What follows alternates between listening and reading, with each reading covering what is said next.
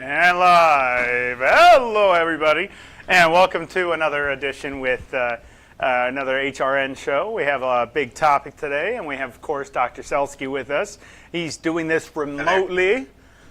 He's doing this all remotely, but we have a lot of topics today. So if you haven't done so, please like and subscribe on our Facebook and our social media channels. And if you need help with anything like that, please just go ahead and send us a message, and we'll be happy to accommodate with any questions you may have, especially how to subscribe.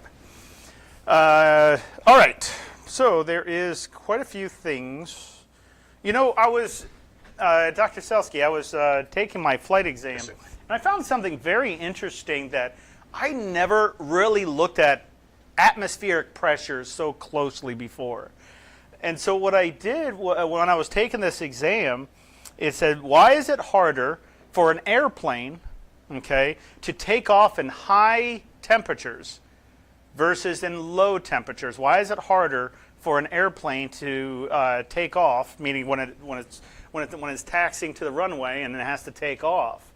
Why is it harder for them to take off at a high temperature than a low temperature? And it baffled me a little bit, but they explained it. The reason behind it is because the air particles are not as condensed as in hot weather. I mean, as in cold weather, meaning why some people find it harder to breathe in high temperatures versus easier to breathe in cooler temperatures, not cold necessarily, but cooler temperatures. And it's the air particles. So what I'm talking about is if you take, let's say the airplane was in Aspen, Colorado, okay, higher altitude, the runway would be at least one statute mile, meaning 5,280 feet in length, and the airplane wouldn't need that much runway because the air is thinner at a higher altitude. Okay, so at a lower altitude, you wouldn't actually need that much runway, but with high temperatures, you would need a longer runway. It's almost nearly identical, not necessarily, I shouldn't say identical, but it's almost the same concept as flying in high temperature or being at a high altitude. So why do people find it harder to breathe in high temperatures? Because the air particles are pushing up all the molecules up, making the pressure at 29.92 millimeters of mercury at sea level versus at a lower temperature. Let's for instance, this was the body of water and this was the ocean. My altimeter I would have to puncture my altimeter to 29.92. Okay, and that would be the pressure at sea level. If I was at the same location, but it was colder or cooler, I might have to, it might not seem like a lot, but I would have to adjust my altimeter to maybe 31 or 30.35 because the air pressure is more condensed because it's cooler. The particles are closer and they're closer to each other. I just found that very interesting. I know it sounds very difficult to understand, but I found that very interesting. Did you ever hear about that? High temperature? You know what else is interesting? I used to live in Phoenix, Arizona, and I practiced in Arizona. So, of course, in the summertime, the temperatures outside were up to 125, 126 degrees. And there were days where they would actually cancel flights because it was too hot for the planes to take off and land. It's interesting that you crazy. say that. And I never really knew why they would do that, but I thought you would think tires could land on a hot tarmac. I mean, what? Yeah, I was thinking the same thing, but they said it has a lot to do with the pressures and the airflow. Well, you would look at it's the Bernoulli principle. I know it's a weird gas law, but it has everything to do with the pressures. And I was just I didn't know that. It's kind of nice to learn things, And speaking of learning. Go ahead. Go right ahead. No. Go ahead.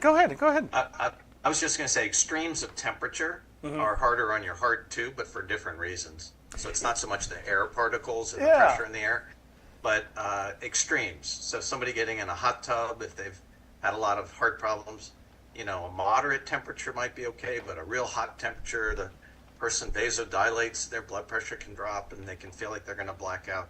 And the same thing on the other end. People who are out of shape getting outside in real cold temperatures, shoveling snow. Yeah, I was just about to mention that. Yeah, well, it is wintertime and snow season.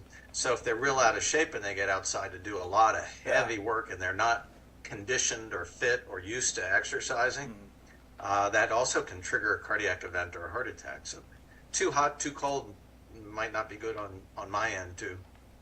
That's a lot of really nice, really neat, interesting things that are extremely beneficial to know. I mean, I of course I remember when, when there's a lot of snow and you have a lot of people that are older in age, a little more seasoned, shoveling snow.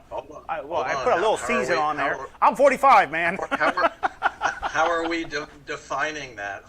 I don't know. I think it's more because I don't think I tell myself, and maybe because I'm 45 turning 46, it's not the age, it's the mileage. Yeah, I say it's not the age, it's the mileage. And because, Personally, I think we should define it as those that actually have gray hair.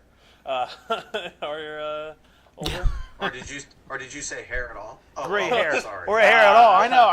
I just gave up and just started shaving the darn thing because, yeah. Okay, I get it. Anyways, everybody welcome and join us if you're just joining us. So, what should we start with first, John? I think we should start with Go over the topics. Yeah, discussing about COVID and how it affects your heart and your lungs. So, not many people think about how COVID can affect your heart, because obviously it's a respiratory illness, disease. Whatever the exact term is. So I think that if we, I think Kind of we'll really identify discuss that. the things. Okay. Yeah. All right. Well, there is a lot happening. Let's do a pop quiz real quick. If I'm going through an area, let's say I'm driving on the interstate, and this one part of the interstate has a lot more smog, has a lot more smoke and smog. What is the first rule of thumb when you have to travel through an area that could be congested with a lot more hazardous, respiratory hazardous type of things, that it also is relatable and very close relatable to problems with heart? What is the first thing that we should do? If you're driving right now and you see there's a fire, and it wasn't reported on news, it just happened, and you have to travel through that area, what would be your first thing? Would you just stop, pull over to the side, let the smoke get, more accumulated, or hopefully it dies down? What would you do? The number one thing that you should be doing is that recirculation button in the cabin of your car is turning on that, because it's not 100%, but it prevents the air from outside from coming into the cabin. Okay, so that's just one little thing here. Now, I'm not sure if you know this, Dr. Selsky, but I'm sure you do. Of course you do. But they say 60% of the people that go into pharmacies, 60% of those people are sick. So what does anybody remember? And write in the comments section if you can. I just want to jog jog some memory here. Okay, how far am I supposed to stay away from somebody who's could be potentially sick? I mean, you go into a pharmacy and you're trying to pick up a medication that you need for your heart, for something else maybe, and you could be potentially around somebody who's very sick that's also picking up a medication that they need, like an antibiotic, that they might be contagious. Yes, Dr. Selsky. Go through the drive-through. The drive-through. That is actually a good idea if they have a drive-through. So you asked the distance. Not every pharmacy does, but a lot more of them do now. Do they? Yeah, I've noticed. I've noticed them. I heard a lot of them are actually putting in express lanes and things like that. They're also, they're putting in drive-throughs. And if they don't have the ability to do that, they have people that will bring it out to you, curbside. The only thing I'm not 100%, and maybe they've changed this, and everybody chime in. But what if I'm giving a new medication that was never prescribed to me and I have no idea how to use it? Would the person that is bringing it out to the window, that's coming outside to hand it to me, would they demonstrate it outside the vehicle? I'm just curious. It's just a simple question, right? I would be willing to bet not, because more times than not, it's not a pharmacist, but a pharmacy tech. That's what I was thinking. It's like, well, I don't know how to use it. Well, go talk to your doctor. It's like, what? Yeah. I was like, I'm hoping I already made that pass. I wanted my doctor first. I got a prescription. I have to go back to my doctor for instructions. So everybody's coming up with great solutions in the comment section. What is it? Please. So we'll start off with the more serious ones. We have 6 feet. 6 feet. 6 feet is good. We have get it delivered. We have wear a mask. Yeah. Wear a mask. I like that. Wear a mask. Since we're talking about COVID. Amazon has a pharmacy. Yeah, Amazon does have a pharmacy. Catherine says drive through and mail delivery, and then also how to learn it, use YouTube. Use YouTube. Guys, you're killing me. I'm drowning here, and you're describing the water. Like, literally, what are you doing? Go to YouTube. It's funny because we're on YouTube, too. In the pulmonary world, some of your treatments are inhalers, and you have to know how to properly administer them. In the cardiac world, there's no learning curve. You put it in your hand, the pill or your capsule, you swallow it and drink it. It's nice to know about side effects, but, hopefully your doctor discussed some of that before prescribing it with you. Oh. Yeah. Hopefully. As a non-medical person on this panel, I can definitely tell you that when you get a new medication, your immediate mindset is, what does this do? I was trying this new over-the-counter supplement, and it's all organic things, but and I can't mention labels because of protocols and regulations. But it's for working out. You use it for working out. It's a supplement, but it's a vasodilator supplement, and it also has something with some respiratory people that have respiratory complications, and they make it for all for anybody and anybody. But I have to admit, the vasodilator, my hands are cold sometimes at night, sometimes. And, it's I have to run it under a faucet to get warm and stuff. But after doing that, after taking those supplements, my hands and my temperatures have greatly increased, beneficially. So I wasn't feeling that as much. And there are some things out there that you can look into. But not everything that you'll look up might be the solution to your problem. There's not one thing that solves problems for everybody. There's no magic pill. There is no magic pill except Begoyum. Yeah. Get off your butt and move.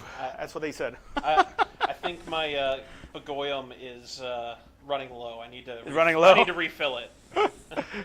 All right. Well, let's go ahead and get in. So with COVID, do we understand what COVID is? I think we kind of have a general understanding. It's a respiratory sickness, just to point it out as easy as possible. Is it specifically exclusive for respiratory? No. But it mostly affects the respiratory system. Okay. The problems that we see with it are a thickening of congestion, very thick, even different colors, purulent to like copious, really thick, copious amounts.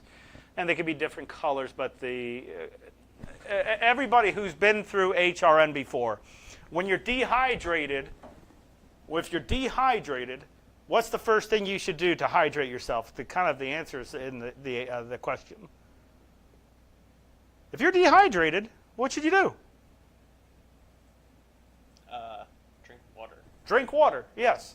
That's the number one solution. I have a lot of patients that don't like that answer. They're like, well, can I take Mucomist? Can I take this? Can I take that? Can I take this? How about Gatorade? What's wrong with water? Just drink water. I've had a lot of people say, can I drink coffee because it has water in it? It's a diuretic, no, yeah. The caffeine is a diuretic. You actually, and the net balance will end up more dehydrated. Yeah. Yeah, and it's guys, it's just water.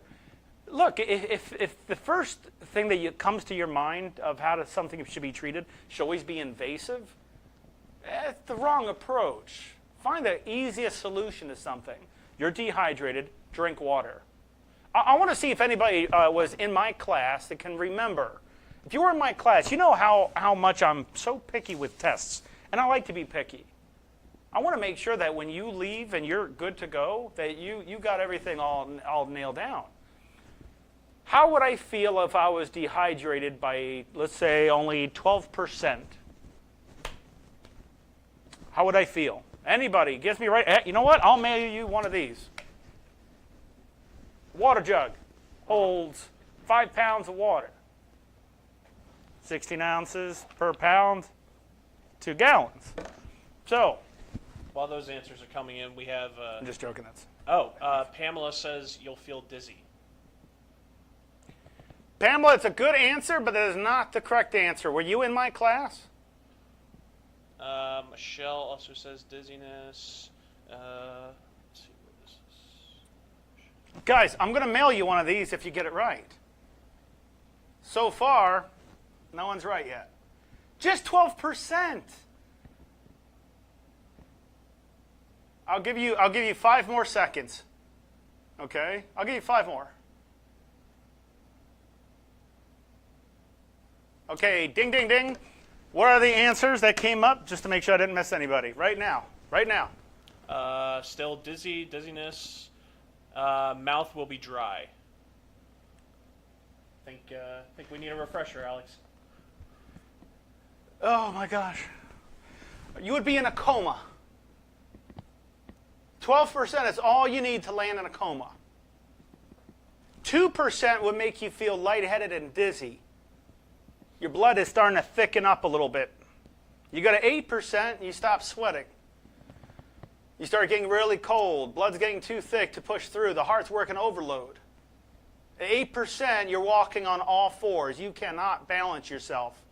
Your brain can't function very well. 12%, you're in a coma. Coma, guys. Come on. 12%. It's okay. Thank you for trying. But 12%, you're making me look bad. We go over this stuff all the time. What happened? We don't take notes? Come on, guys. We got to take notes sometimes. I don't make any of this up. This is general knowledge. Just look at dehydration. 12%, and I know this from being in the military because my drill sergeants pummeled it into me. 12% is all you need to land it into a coma. That's all you need. You lose 12% of your body weight from water dehydration? Yes. Oh, yes. You're in a coma. Luckily, hopefully, you would be in luck to be still staying alive afterwards. But if you're out in the desert and you wind up with 12% dehydration, you're not moving. You're passed out. And you're about to die. So that's how severe it is. 12%. I bet you anything. From everyone who's listening right now, just picked up a glass of water. I bet you there's at least one person that did that. Because I would have done the same thing. If you're feeling lightheaded and dizzy, I get that a lot, Dr. Selsky. I get this a lot where somebody is working out and they're like, Alex, I'm feeling so out of breath. But we find out it's not their lungs at all. We found out it's not their lungs at all. Well, if I'm out of breath, that must be a lung problem. You do realize that you can be out of breath because you're out of shape. You can be out of breath because your heart's not working all the way. There is so many other reasons of being out of breath. And being out of breath is all it is a consequence to an exercise. You should never look at out of breath as disease. Staying still, doing nothing, being out of breath, completely different situation versus I'm running, going for a jog, and I'm a little winded. You know, that's different. That's a completely different animal. So for COVID, what are the COVID maps, John? I will pull those up for you, Alex. I love it. One quick second here. Well, you know, there's that new variant, JN1, that's... Do you know anything about that? Yeah. Well, apparently, from what I've seen and read through the CDC, it's like by far the most predominant variant now. It's like accounting for almost 90% of COVID cases. Oh, wow. The newest vaccine apparently is effective at preventing it or lessening the illness of it. Since it's new, they don't have a whole lot of data. But from what I've seen, they don't think it's any more virulent as far as causing people to end up on a ventilator or COVID pneumonia or dying from it. So it's much more contagious than some of the previous variants. That's why it's spreading so fast. Right. So that's that's a little bit of what the maps here are showing, is that the like death rate is down. I don't want to put it on the screen over there because I don't want to cover Dr. Selsky's face. Sure. So the I don't mind.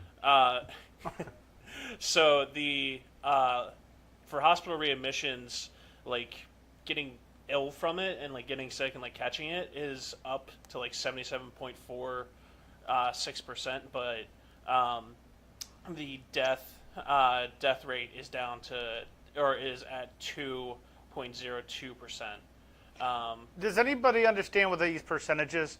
That those numbers might seem very low, but you're taking up the census of the whole United States, and 2% might sound very low, but you're accounting for a lot of people. That's in around the 30,000 in per state sometimes. So looking at the percentages, just keep in mind that a 2% increase or a 2% decrease might sound benign, but it's actually not that great when you look at the total population. And all you, just to get a good idea of like, look at the map. If you get a chance today, look at that map, the COVID map, and take into account those keys on the bottom left or right, or maybe on the side. But They're on the bottom. They're on the bottom? Okay. Just to account for how many people are in the United States. And keep in mind, this is only hospital admissions. Yeah, these are hospital admissions? Yes, it doesn't count those that have it and don't report, or those that don't report it, so the numbers could actually be a lot higher. Yes, But what's being and- reported is still, still high. oh yeah. So it's up 8%. I'm not trying to scare from- everybody. I just want you to understand that us as clinicians, we know the problems. So and seeing that is a big problem. hospital admissions are up 8% from last week. So they're up 8%. Yes. Guys, we're fighting for you. We are. I mean, we're working on things, but we're fighting for you. I could talk briefly, if you like, for just a couple of minutes about how the heart might be involved in the COVID cases. I love it. I Absolutely. think what we kind of already said is, it's certainly thought of as a respiratory illness. So early on when COVID started, look at New York City, the hospitals were flooded with people on ventilators and COVID pneumonia, and that, that certainly caught everyone's attention. But since COVID came along, I think most cardiologists have been involved in the people that are hospitalized primarily. And it's tough because people come in very short of breath, they come in with a cough, a headache, a viral sounding symptoms, but they're short of breath. Even sitting still, like you were saying, Alex, they're short of breath. So how much is from their lungs, how much is from their heart? Well, then when you get to the hospital, whether it's the emergency room or the hospital doctors, they order blood tests of a blood test called troponin, and that's the chemical blood test of an enzyme in the blood, protein in the blood, that's measured to see if a person's had a heart attack. So not with COVID. If somebody comes in with chest pain and an elephant on the chest and they're having a heart attack, everywhere, every emergency room, every hospital, we order troponins. Well, when someone comes in with COVID and they're sick, their oxygen levels are low, of course, the doctors order troponin levels. And it turns out it's very common for it to be a little elevated in the setting of COVID, sick enough to come into the hospital. So this created a lot of stir. Are they having little micro heart attacks, or is it from inflammation? Because that's the big problem with COVID. It causes inflammation of all your tissues, the brain, the kidneys, the heart. So is it a condition called myocarditis, which is inflammation of the heart muscle, or is it from the stress of being so sick and low oxygen levels? Is it people who, already had heart disease and they may not have even known it? They've got blockages and plaque buildup. They're, obese. They're diabetics. They've had high cholesterol, and now when they come in with COVID pneumonia, it's so stressful on their heart. Even more stress than getting in a hot tub or shoveling snow. It's stressful, and that could trigger these little micro heart attacks. But in most cases, it's still the lungs that are the biggest problem. And even though that troponin level may be up a little bit, the majority of patients have no chest pain, no palpitations, no big cardiac problems, and it's their lungs that's the holdup. There is a small chance of congestive heart failure being triggered by COVID, but that happens in less than 1% of people who are hospitalized. But if it does happen, it's a bad sign. So COVID can affect the muscle, weaken the heart. There's even a little chance of the heart function being so terrible the person dies because their heart's so weak in the midst of COVID. But that's really rare. So most people, the heart kind of plays a secondary role, not the primary problem. You know, I got this question that a patient relayed to me, and I didn't know how to address it without having to look it up. And yes, I'm not perfect. I'm in pulmonary, for those that don't know. And so a lot of times, yes, I think some of the smartest clinicians are the ones who ask questions too when they want to learn something. And the question comes up as I have, and my ejection fraction is very, very low. What's the point of me joining into a cardiac rehab program, because I don't think anything will ever happen and it won't improve my situation? And I'm like, I don't think that's true at all. But how would you answer that question, Dr. Selsky? You have a cardiac patient that has a really low ejection fraction and their heart doesn't really work as well as they used to do. You know, what's the point of somebody jumping in and participating in a cardiac rehab program when it specifically states it's supposed to help them? How would it help them? I think the analogy or similarity to patients with COPD is striking. So years ago, people called COPD patients those that we didn't have much to offer. Take your steroids, take your inhaler, and I don't have much more to offer you. But pulmonary rehab comes along, and look what you can do to folks to help them, start exercising and start working on it and eating better and getting more active. So the same is true with, it's an analogy, same is true with congestive heart failure. The heart might be real weak, and you may not necessarily be changing the actual function of the heart, but it's dramatic how much better people can get when they really work at it. Absolutely. So their functional capacity, how far they can walk, how will they go up steps, how they can go to the grocery store, it's 10 times better. And then when it gets better, people start feeling better mood-wise, mental health improves, and then their blood pressure numbers improve. So there's a lot of improvement, even though you may not necessarily be changing the actual strength of the heart by doing it. You really are helping those people dramatically, just like you're helping the people with COPD and lung problems.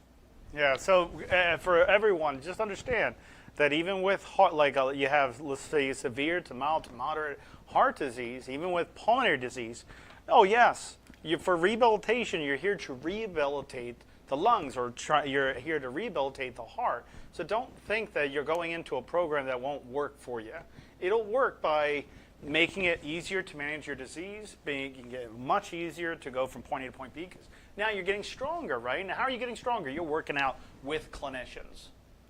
So that's the benefit of joining into a clinical guided pulmonary or cardiac rehabilitation program. Because jumping onto YouTube, Pamela, is not what you always want to do. Why?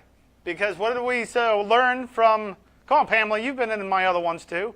I know you have. I've seen your comments come up before. Remember the American Association of Respiratory Care magazine? I read it out. This was probably in August. It was the May edition that came out. It was the May edition, yeah. It was in May, because I remember that's the month of my birthday. But anyways. I'm not saying anything about that, but anyways, the whole problem that they see, with people joining into a cardiac rehab program, pulmonary rehab program, is the benefit out of it. But they found, because there was no peer review, there's no clinician monitoring you in YouTube. Because of that, it was only, what do they say? It was it had a drop in 30%.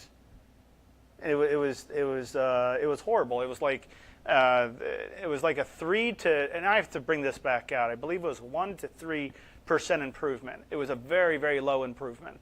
And that's because there was no peer review. You had no clinician that had at least a bachelor's or above in some type of respiratory therapy or something. You know, you had no MD, you had nobody with an MD overlooking, seeing that this exercise might be contraindicated to somebody with your condition. You don't have anybody saying that. You don't have, because are you the same as everyone else? I drive, of course I drive. I drive and I see nearly every single car out there on the road completely different than the one I'm driving.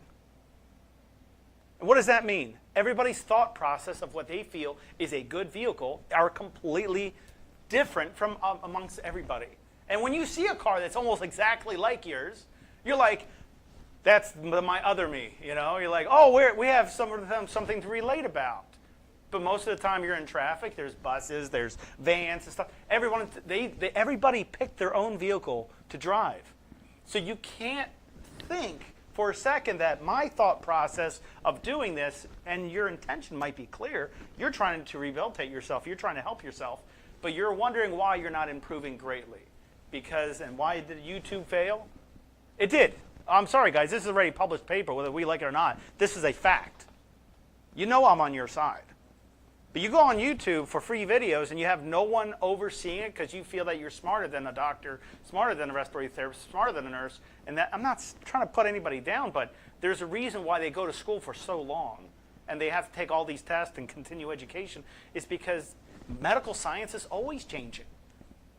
You know? So the reason why YouTube didn't work very well is why?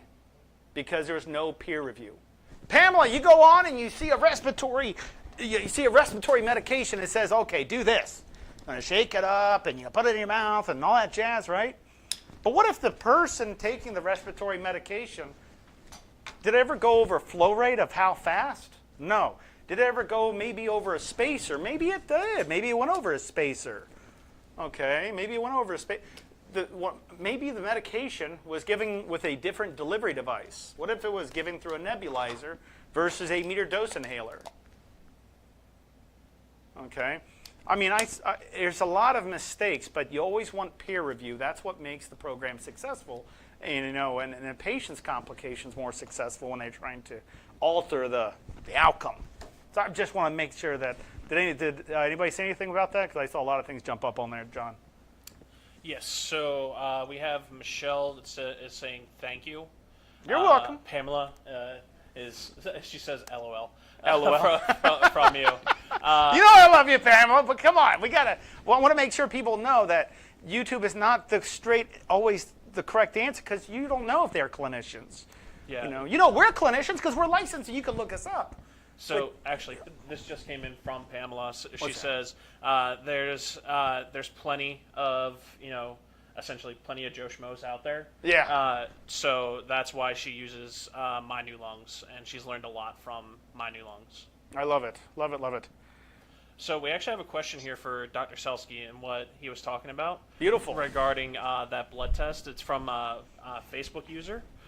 So they ask, is that a regular blood test that they said your heart doctor, but your cardiologist will do, and if so, how often do they do that? So what you were talking about before, Dr. Selsky. Troponin. Yeah, the troponin blood test. It's a very simple blood test. You don't have to be fasting. It's not like a cholesterol level.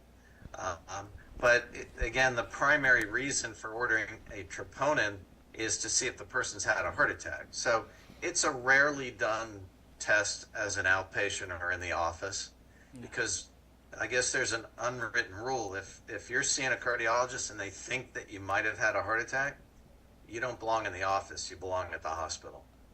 So if you come into your cardiologist and you've had a lot of chest pain or you really are struggling to breathe and you're in your cardiologist's office, rather than he or she ordering a troponin, usually it's he or she is telling you, I'm sending you over to the hospital. So most troponin levels aren't done as an outpatient, they're done at the hospital. It doesn't take much.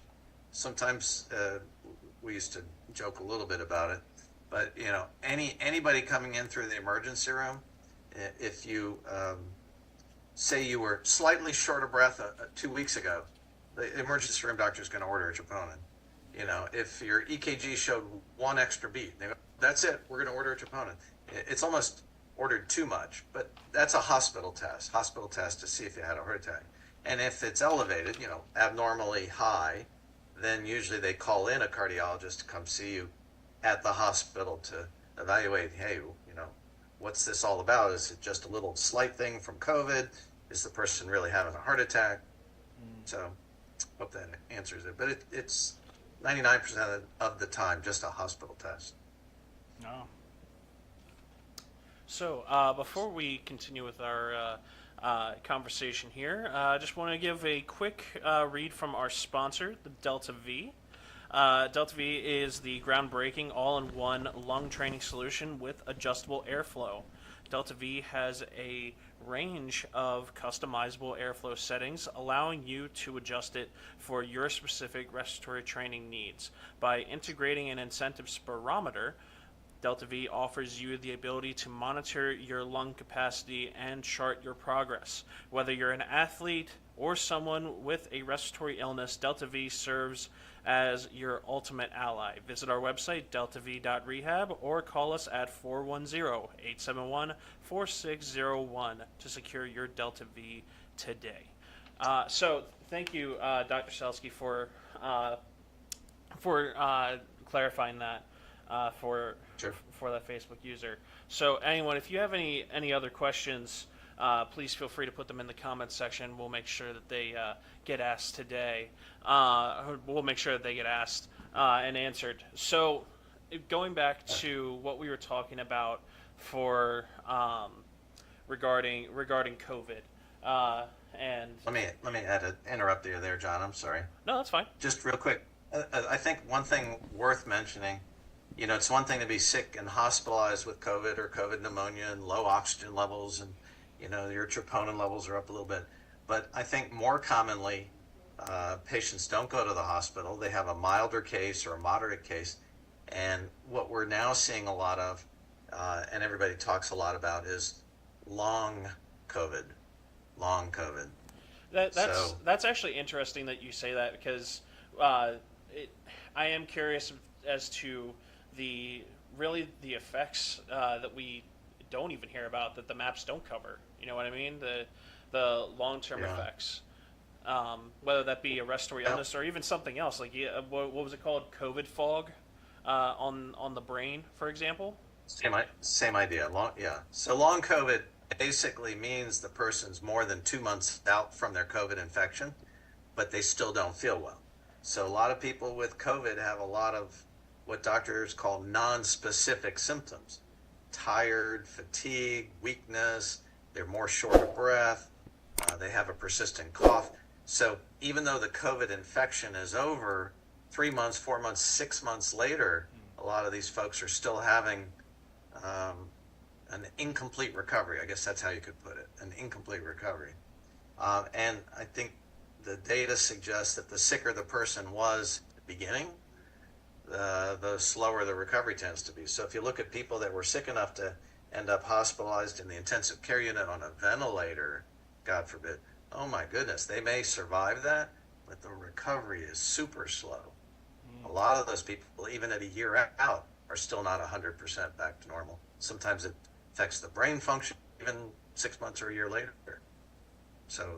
But the tough part is, when you see somebody back 6 months later, you say, well, is this long COVID, or is their lung disease getting worse? Or, boy, maybe now they have a heart problem they didn't used to have. So it's easy to just assume and chalk it up to long COVID. But that's a tough one, because people just don't feel well for months later. Very common problem. Yeah. Common. Do you have any experience with that, as far as a patient that you've seen, Alex, and their progress in pulmonary rehab? I would say almost, I don't know, maybe more like 15, maybe 20% of the patients we currently have suffer from some form of long-term COVID. At least 15 to 20%. That's a high percentage in my book. That's a very high Oh, percentage. yeah. You know, that might not sound like, well, that's not bad. No, it's bad. And for long-term COVID, it's not, you know, we take breathing for granted. We take our heart pumping for granted sometimes, you know, and yeah, I mean, you keep adding nails to a board, you're gonna find a time that where you can't add any more, and it's all ran out. What I'm saying is they used to say, and it's a cliche, but they say every time you smoke one cigarette, it's one nail in your coffin. Okay, and some people's coffins right now, it is complete. The coffin is just made out of steel because there's no wood left, because you're just adding it up and up and up, and now you have a bulletproof coffin. I'm just, you know, and mind you, smoking is trying to quit smoking is very tough. But when you have COVID and you're smoking, I mean, you're just adding the worst type of chemistry to your body. And you're wondering why your performance in daily life, getting up in the morning, being able to remember things, is getting worse. Your body's crying to you, and sometimes we're just not listening to it. You know? It really is. The other tough part, I think, with the long COVID that people need to understand is it's not that the virus is still there and still damaging things. Mm-hmm. It's a residual from the viral infection. That's why all this Paxlovid, you know, the antiviral medications, if you're going to use them, you have to use them early, because that's when the damage is occurring. Yeah. So when people are ill and weak and tired and short of breath 3 months, 6 months later, it's not that the COVID virus is still there. People say, well, how come I can't take that Paxlovid now? The virus is gone, but all that inflammation and all that exactly early on yes. is what takes sometimes months or even a year or more to recover from. It's unbelievable what started out and what happened after. It's just, we expected the whole thing to die down and be a forgotten thing, like, you know, the plague. And I just feel like I think a lot of people feel the same way, you know. And you know, I wonder if you ever gotten. I know for a fact with all the years of experience you have as a doctor, but I get a lot of patients like this that specifically state, when I bring up a question, you know, how well do you sleep? And they say, I sleep, you know, great every night. I sleep great every night. You know, I only take, you know, a bottle of whiskey and then, you know, and 4 Tylenol PMs to go to sleep. So yeah, I sleep wonderful. But that's not a good thing to do. That should be obvious. And then you have somebody who says, I sleep, and they're the worst sleeper because they wake up 3, 4, 5 times a night. And they say, no, that's my normal. But that's not normal.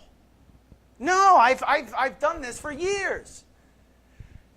And you're wondering why it's getting worse. Yeah, what were you going to say? That's a terrible situation. Yeah. Now, I have to say, when I was in practice for years, if there was one single symptom that most people described, it would be, I don't sleep well.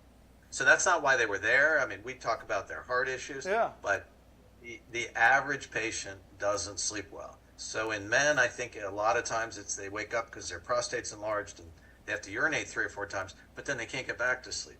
But a lot of times it's anxiety, it's mental health issues, or we don't even know why. But the problem is, what do you do about it? Right. And over-the-counter products like Unisom and Benadryl, they're not really good for you to take long-term. People would come to their specialist, like me as a cardiologist. I'm like, well, look, I'm sorry, you know, I don't specifically treat sleep problems. I'm not the one to get you on the right road. They go back to their primary care person. Well, the real sleep medicines that are prescription only, most of them are addicting.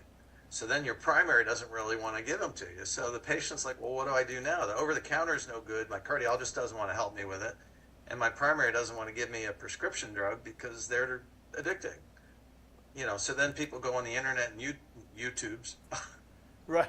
And they buy, you know, sound machines that make sounds. And but to be honest, it's a huge problem. I don't think there's been a good resolution of all that. But the worst part is, it's really bad for your body. It's bad for your brain. It's bad for your heart to not get enough sleep. So you bring up a really good point there, Alex. And I wish there was a safe, effective, non-addicting medication or supplement, but I just Yeah. the data's just not there. Especially short of, looking like an astronaut. Because you got a CPAP machine and you look like Darth Vader and you wake up and your spouse, just forgets, you're wearing a machine. And, she thinks you're drowning. I'm just saying. He's like, are we in water? No, honey, don't worry about it. No, but in all seriousness, this is a big concern. Because a lot of people don't understand what is considered good sleep. If it takes you 2 bottles of whiskey, of Jack Daniels, not trying to throw name brands, and it takes a lot of medication to go to sleep, you are not sleeping well, even though you're saying, no, I sleep wonderful. I sometimes don't wake up for 2 days. That is not a good thing. That should be very obvious. No, I sleep wonderful. Okay. Do you? I don't think that's it. And then same thing with a lot of medication. A lot of patients try to do something where they suffer from a condition called tachyphylaxis, where they develop an immunity to the same prescription strength to a certain medication that, let's say for albuterol, it's 2.5 milligrams. And it's made from alupin. It's a Southeast Asia. There's a weed, and they concentrate it to make albuterol. So the albuterol in it, let's say you take it as prescribed. Well, you won't get a condition called tachyphylaxis, and that's becoming immune to the same prescription strength, but you need a higher dose because you're abusing it. We see a lot of those patients, especially with a status asthmaticus, where a patient is prescribed a medication, and they're supposed to take it on time, routinely, or as needed, but instead of taking 1 puff, they'll put 12, 15 puffs for what administration, for administering this for a certain medication, and they're like, this medication doesn't work for me anymore. That's because you over-abused it, and we would have to switch you out with something that's higher in strength. But yeah, I mean, there's a lot of things, and if we're not sure of what to do, am I doing the right thing? I'm going on YouTube. I'm using this medication, but I feel like it doesn't work. The very first question you should really be asking yourself is, who do I call first? Because if you're guessing, sometimes guessing can be really bad, depending on your, especially for your health. If you're assuming that doing this different or eating this, well, I don't have to take all these medications, I don't have to do this, I would say the very first person you should always talk to is the person that handles your, anything medical, specifically your primary doctor or your primary cardiologist or your pulmonologist.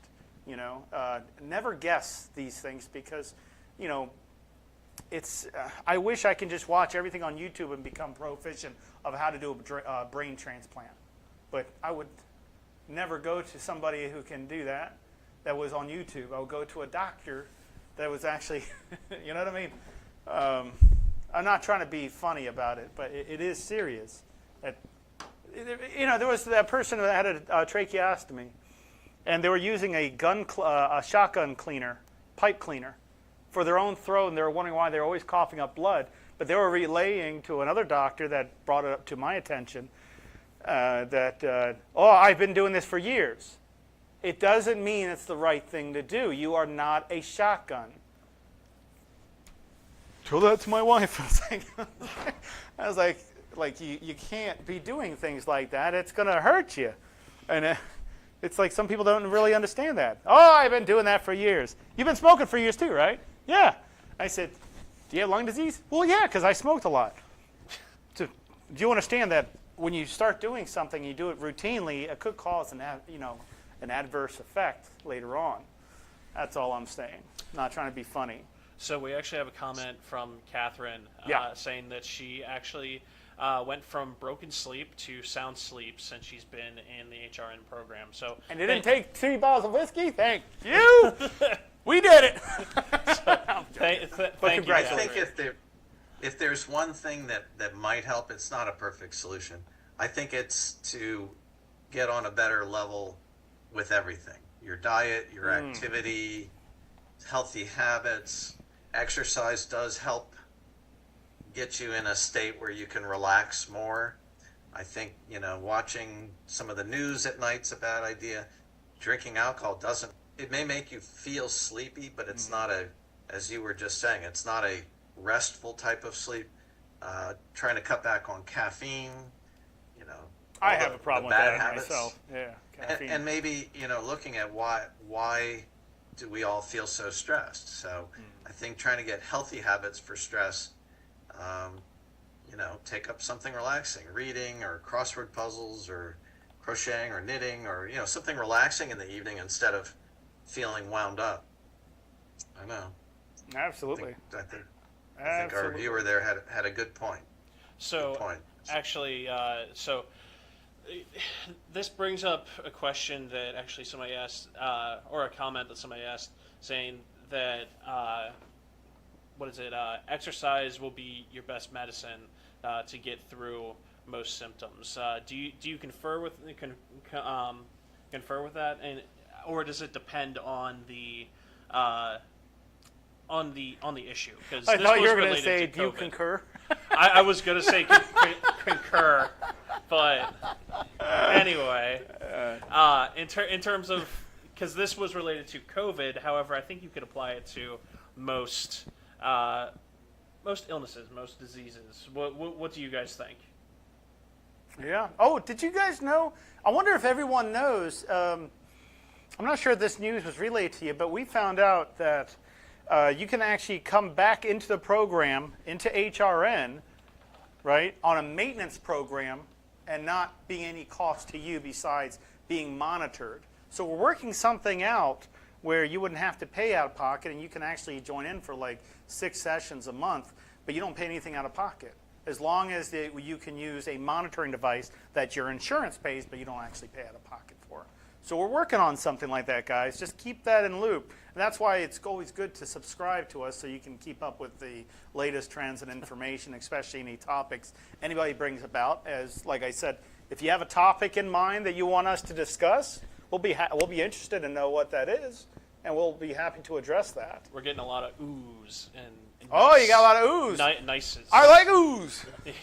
Let me say just 2 things about exercise. Yes. I think exercise is hugely beneficial for everything. It helps weight, it helps cholesterol, it helps blood pressure, it helps sugar, it helps how you feel, it helps mental health. So it's hugely beneficial, but there's always a but. 2 parts of it. One is it's beneficial if it's done smartly and consistently. So when people have good intentions, but they're out of shape, they're 50 pounds overweight, they haven't exercised for years, and they decide on a fairly cold morning, I'm going to get out and take a 5-mile walk if it kills me. Well, it might kill them. You have to use common sense, ease into it gradually, and do it regularly. Then it becomes a benefit. It's not like, once every 2 weeks climbing this huge hill is going to make a big difference. It's better to do moderate exercise consistently. But the other part, even though the benefit is huge, it's not realistic for some people. So if somebody's got real bad arthritis, come on, you go to the airport or the grocery store, there's some people that can hardly walk. Their legs are kind of deformed and they're slow to just get to the cashier with their food. Well, to tell them, hey, we think you ought to be exercising, it's not always realistic. Same thing is true of obesity. If you have someone that's 100 pounds overweight, the exercise would be of great benefit, but it's not realistic. How much exercise can someone who's 100 pounds overweight do on a regular basis? It has to be in conjunction with a diet where they're losing the weight, then start the exercise. Just to tell somebody who's 100 pounds overweight, hey, you need to start exercising an hour a day. It's not going to work. What type of solutions would you think that would be very beneficial to somebody who can't do a lot? Let's say they're overweight or their joints. What comes up to my head is like water aerobics type of exercises. Yes, impact on the joints is always a consideration. So an option, if somebody's got real bad arthritis of their knees or hips, it's a little harder to find, but they make pedal machines you can do with your arms. Yeah.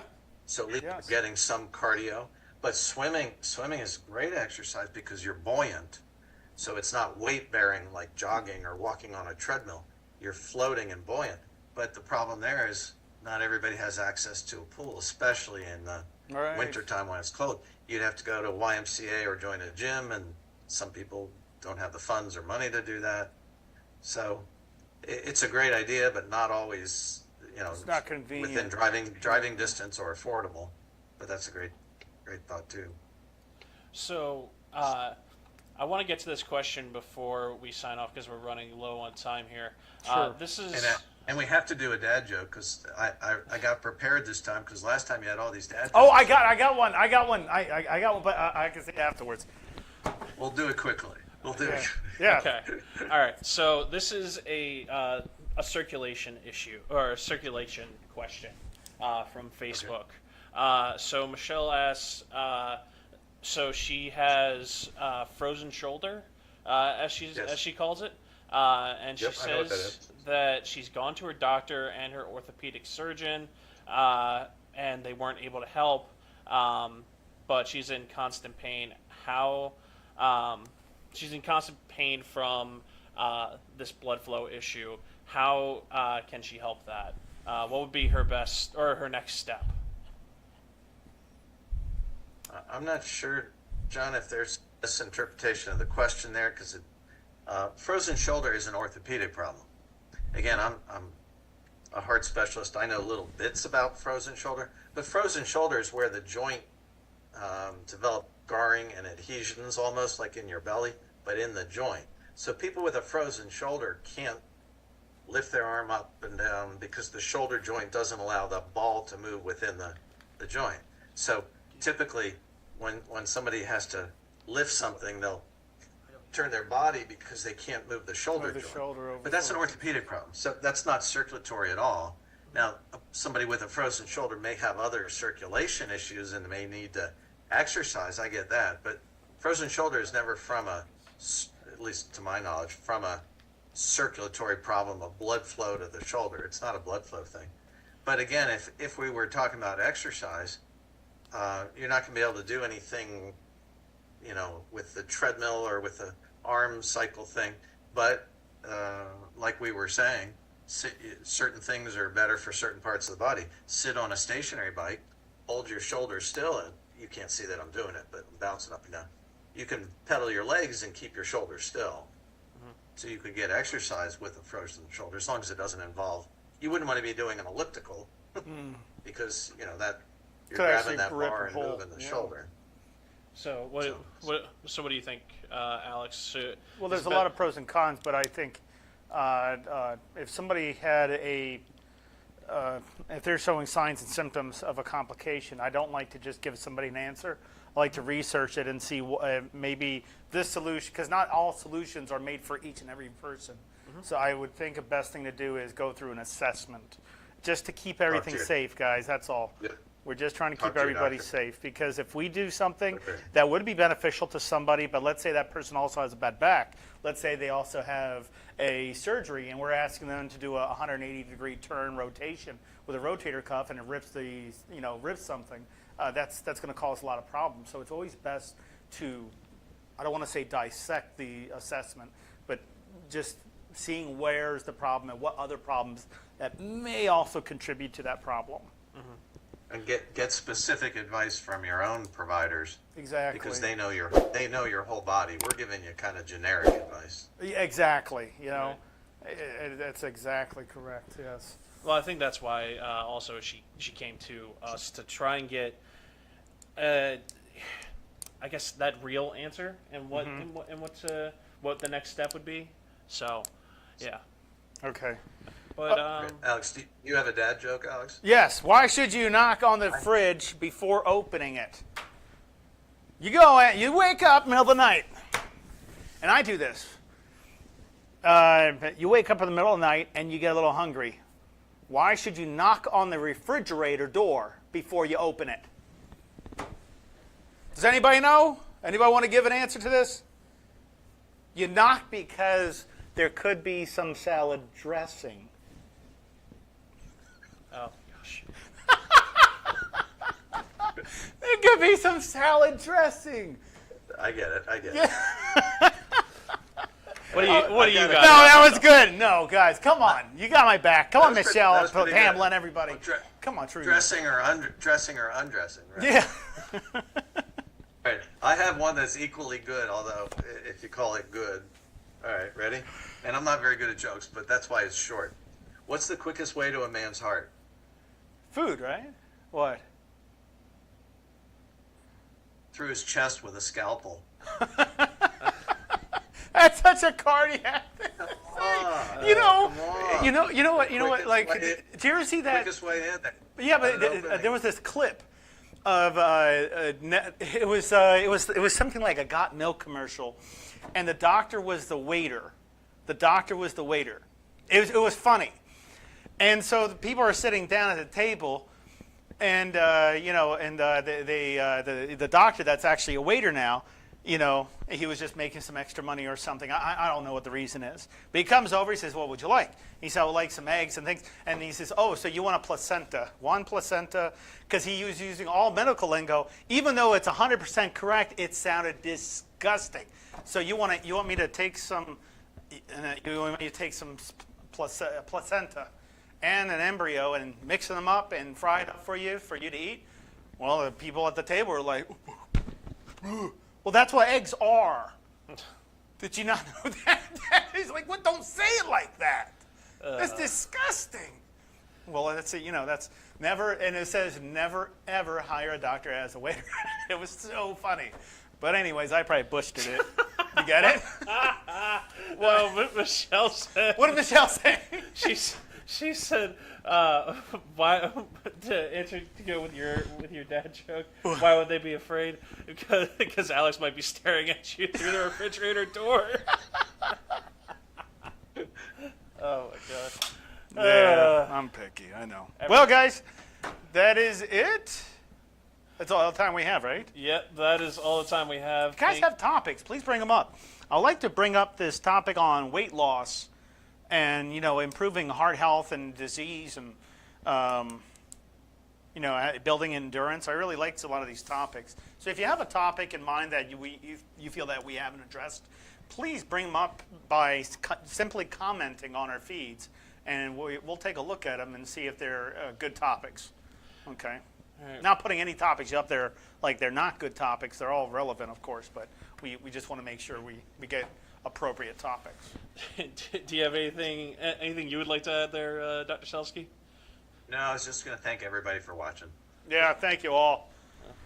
Thank you, everybody. I've been John. I'm joined by Dr. Evan Selsky and Alex Grichuhin.